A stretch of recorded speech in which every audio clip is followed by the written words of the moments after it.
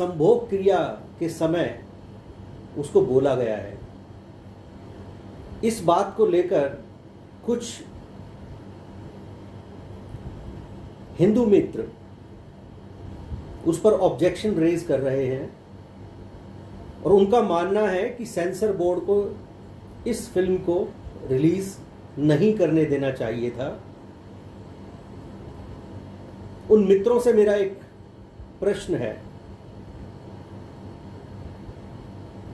कि गीता को कहां पर सुनाया गया था। इनफैक्ट गीता एक उपदेश भी नहीं है, गीता एक संवाद है। अपने युग के सबसे श्रेष्ठ रणनीतिकार, विचारक, आध्यात्मिक गुरु और एक भ्रमित योद्धा के बीच में, और यह संवाद हुआ युद्ध के मैदान में। एंड आई एम श्योर कि इस संवाद को शुरू करने से पहले कोई नवग्रह पूजा नहीं हुई थी, कोई कलश स्थापना नहीं हुई थी। किसी योजना के तहत गीता जी का संवाद नहीं हुआ था।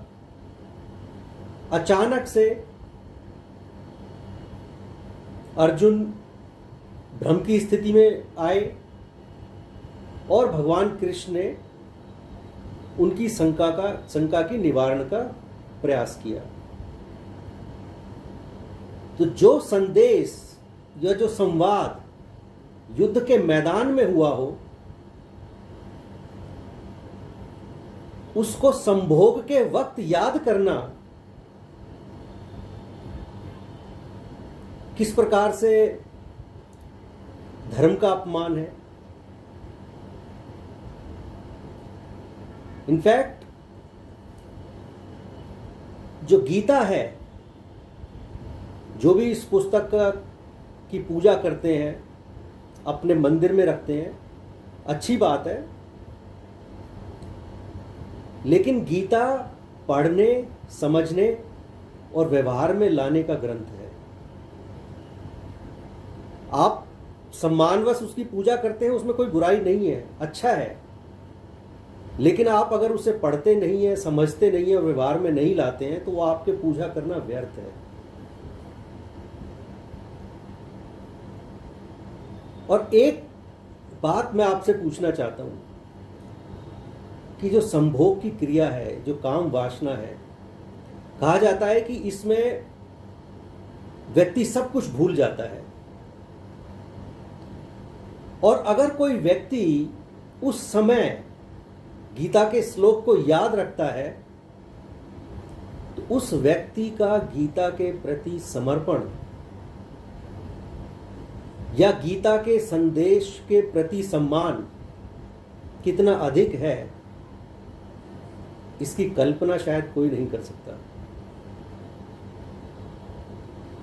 इसलिए यह कहना कि गीता के श्लोक को एक अनुचित स्थान पर दिखाकर गीता का अपमान किया गया है, मुझे लगता है कि वो व्यक्ति या वो संस्था गीता के मर्म से अनभिज्ञ है।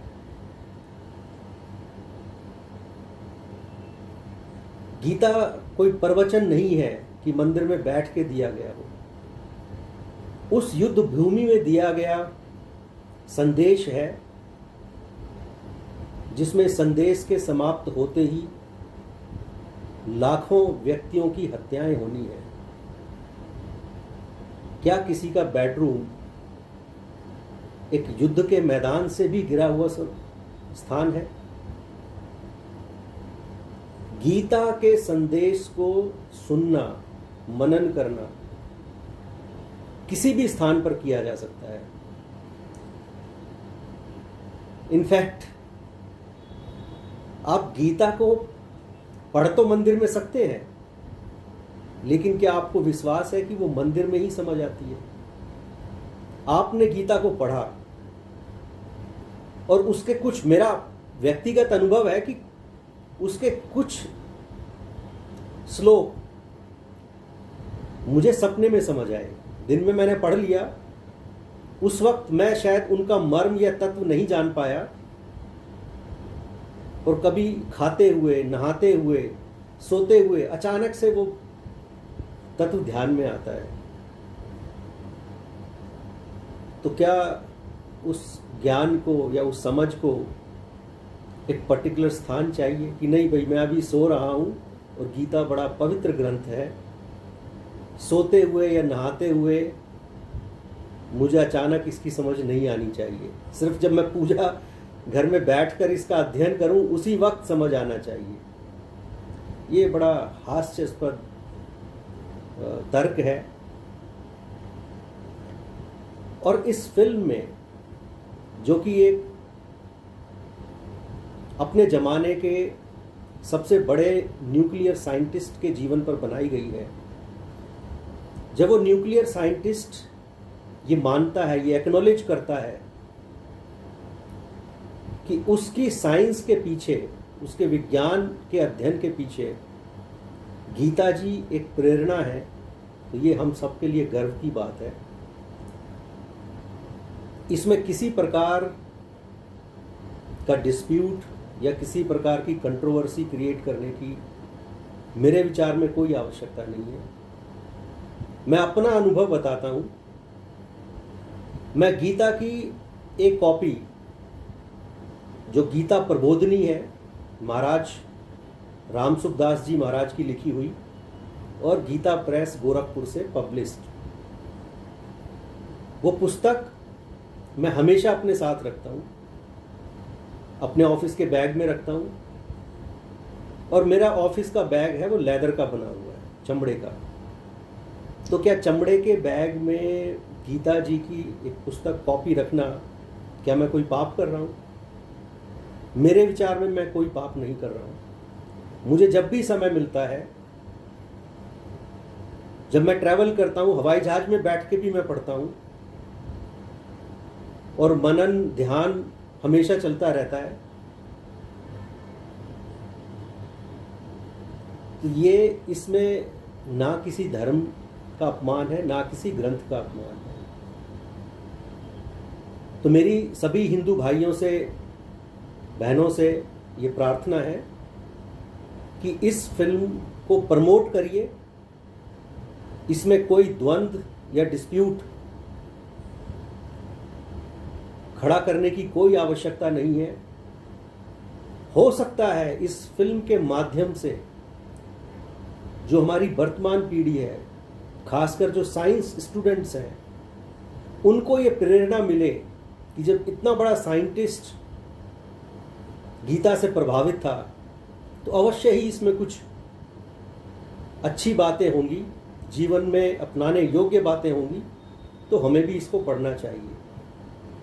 इसलिए हमें कोई विवाद नहीं खड़ा करना और हमें इस फिल्म को प्रमोट करना है। प्रमोट ना भी करें तो विवाद कम से कम नहीं खड़ा करना है।